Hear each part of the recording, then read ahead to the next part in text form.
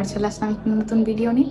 তো অনেক দিন কোনো ভিডিও দেওয়া হয়নি, তো আজকে আবারও একটা ভিডিও দিচ্ছি।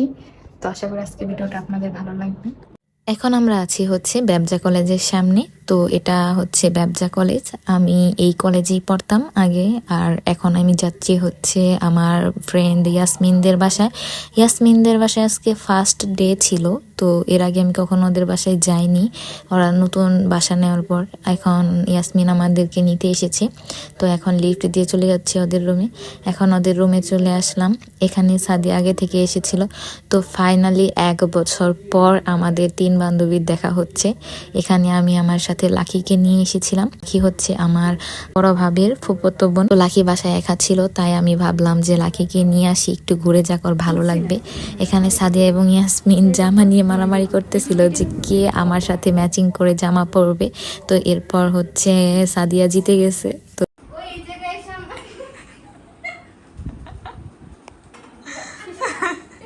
তো সাদিয়া এখানে জামাটা পরে নিয়েছে। তো সাদিয়ার ফেসটা দেখলে মনে হবে খুবই ইনোসেন্ট বান্দা। তো ওই কিন্তু খুবই দুষ্টু এবং খুবই মজা করে, কিন্তু ওর ফেস দেখলে একটুও বোঝা যায় না যে ওই এত দুষ্টু হবে। তো এখন আমরা চলে যাচ্ছি রিক্সায় করে। আমরা যাব হচ্ছে পল্লী বিদ্যুৎ। আপনারা জানেন যে আমি যখনই ওদের সাথে দেখা করি তখনই আমরা পল্লী বিদ্যুৎ যাই।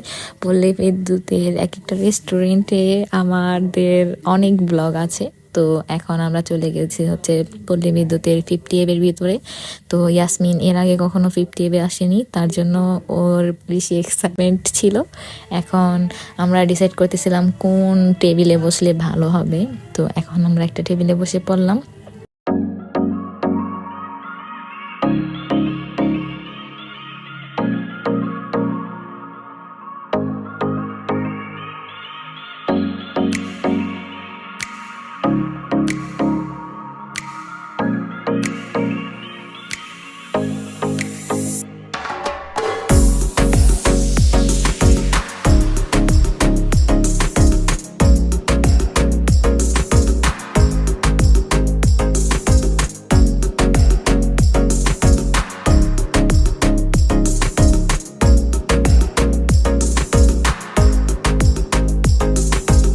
আমরা এখানে অর্ডার দিয়েছিলাম হচ্ছে 2টি বার্গার, 2টি সেট মেনু এবং হচ্ছে 4টা কোল্ড কফি।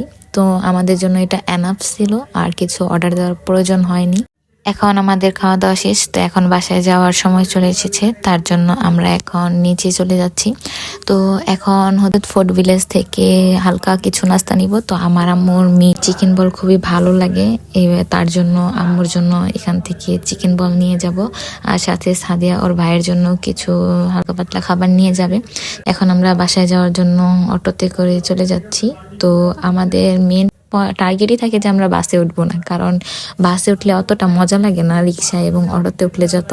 তো আমার ভাবি আবার অসুস্থ ছিল, তো তার জন্য এখানে ডাব নিয়ে নিলাম, যে ভাবি ডাব খাবে হয়তোবা, তাই এখানে ডাব নিয়ে নিয়েছি।